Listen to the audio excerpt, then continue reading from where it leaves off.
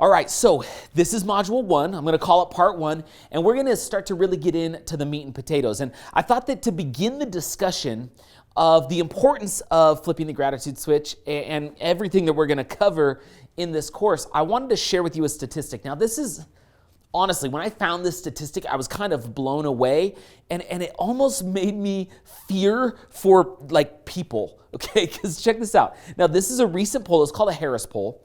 And what they found is they surveyed Americans, right? Now, I don't know what it looks like internationally, but as far as Americans go, this poll found that only 1 in 3 Americans consider themselves happy.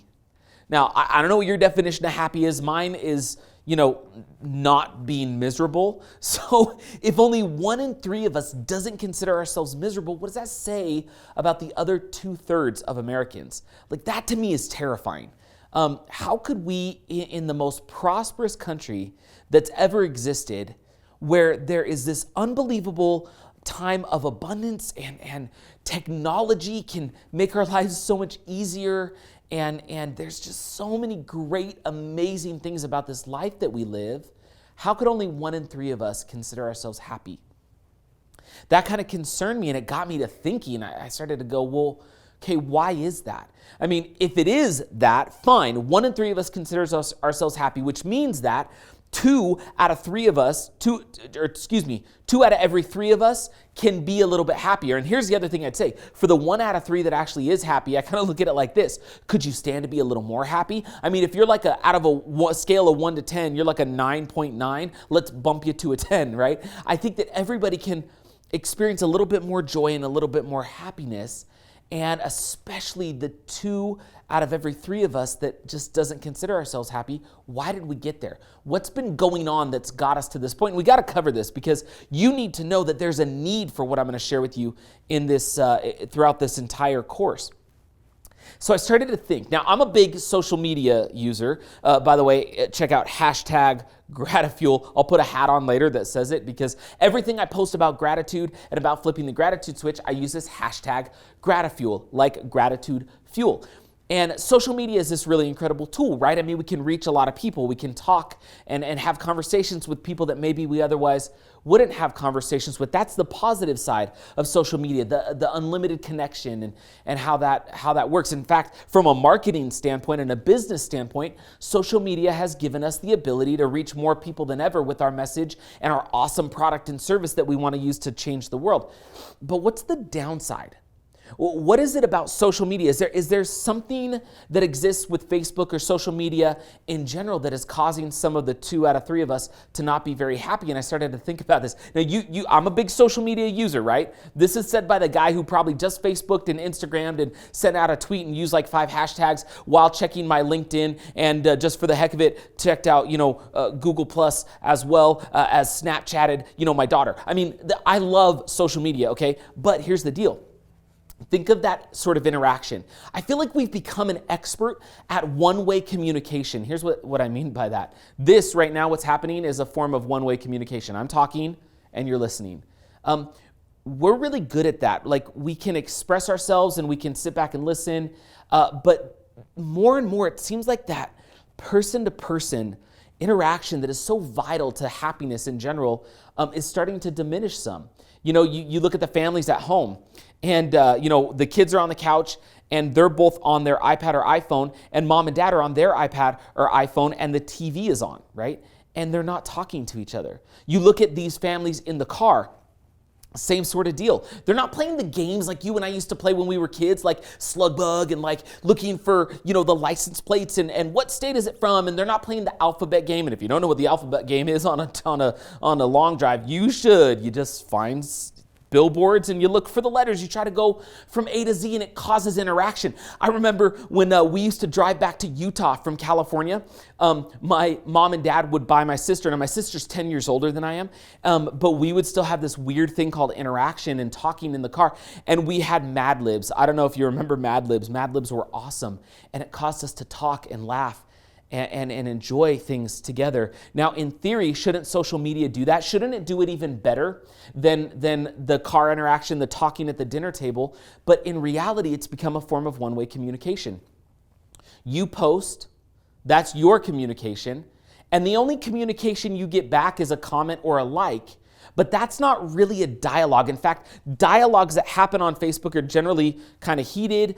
It's rare that it's like real, true communication. So we've become experts at like pushing stuff out, our opinion, how we feel, what we want to say, what we're doing right now. And then we just kind of wait for the world to react to it. And here's the other part of this idea of social media. What do you post? You know, maybe I'm the only one here, okay? But generally, don't you post the awesome stuff? Don't you post the awesome stuff about your life and the awesome stuff on social media? And so you post, oh, I'm at this great restaurant right now and I'm eating this totally amazing, vegan dish or whatever. But you don't talk that often about how expensive the restaurant is or how the food actually sucks. You're just trying to say, hey, I'm eating vegan, look at me, I'm cool. You don't talk about the fact that, earlier that day your boss yelled at you. You're just putting the good stuff out there like, hey, I'm doing this, I'm going here, my family's awesome, look at our happy pictures. And what happens is you put that stuff out there because that's what you want to share with the world. But what do you get back on Facebook and on social media? You get that same stuff from other people. Yes, there's some negative Nancys out there. I get that. But generally speaking, tell me you don't think this happens. You post your positivity. They post their positive stuff. And you have this thing, we're wired almost to when we see that, we begin to believe, well, my life isn't as good as theirs. You ever felt that way? Oh man, look at their incredible life. Holy cow. They're going everywhere. They're doing everything. They're experiencing all this stuff. I don't know what they do for work, but they must make good money. Look how happy their marriage appears to be. Look how happy their kids are. Look at all the cool places they go. Look at all the travel they get to do. Look at all the restaurants they go and eat at. Look at how many date nights they get, whatever it is. You begin to look at it, and what do you start to feel? Man, my life's not as good as theirs.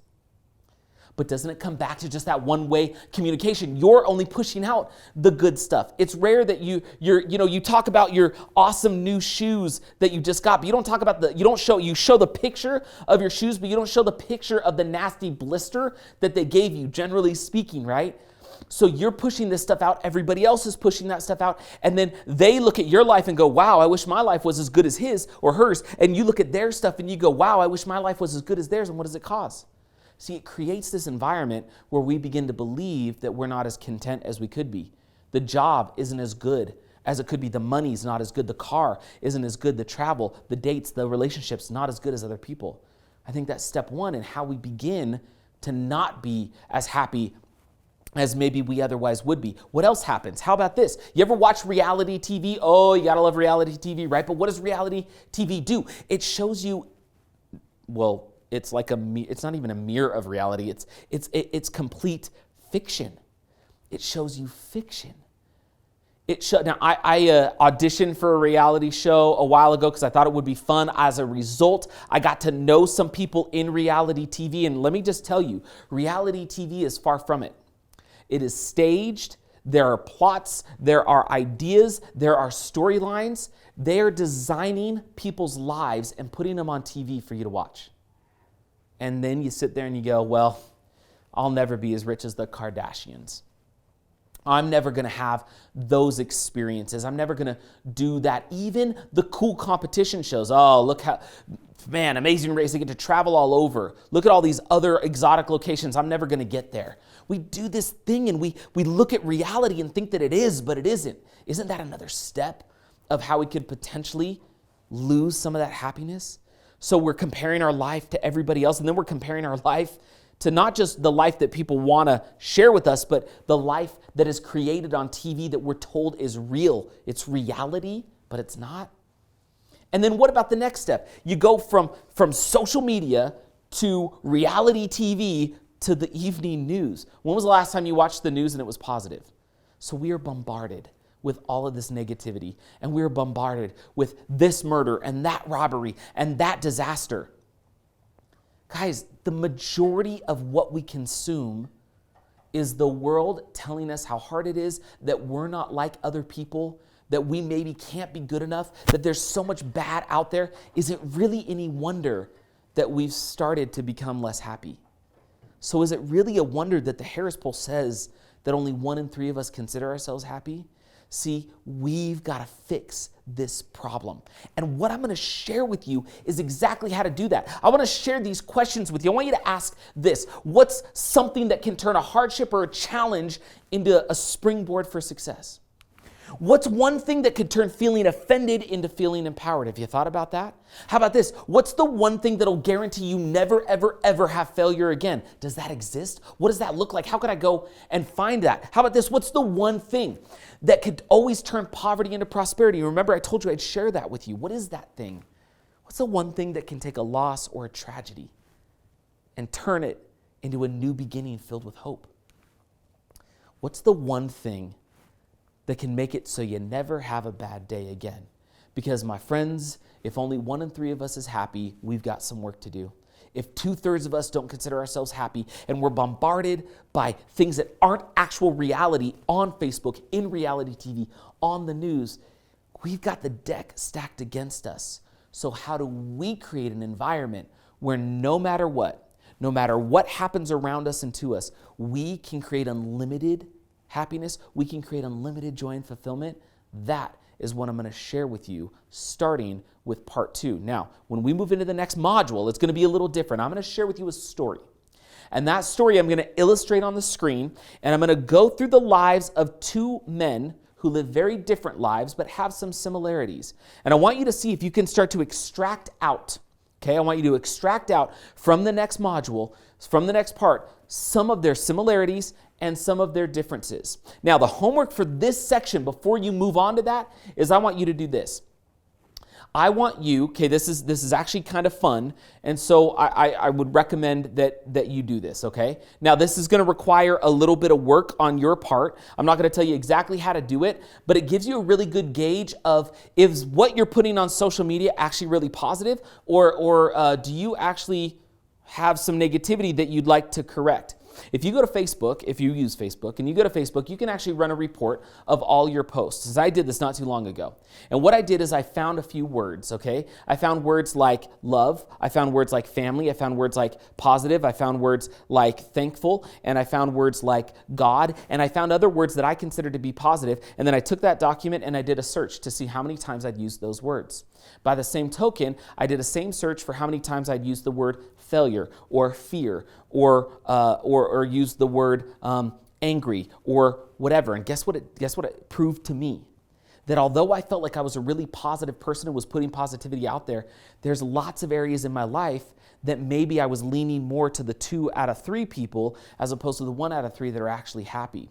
So jump through those hoops, go onto Facebook, pull all your posts, do a search and look at the words that are most common that you use. And it'll give you a really great starting point for the rest of the conversation. It'll help you gather where you're at without maybe even realizing it, so that we can take wherever you are at and we can elevate that, make you happier than you are, or if you're not real happy, get you to the point where you can be happy and you are infusing positivity and light into the world. So that's your homework. Go do it. I'm really curious to see what your results are and if they're anything like mine. So for now, get ready for the next module, do the homework, and I will join you on the next module where I'm going to tell you a tale of 2 men.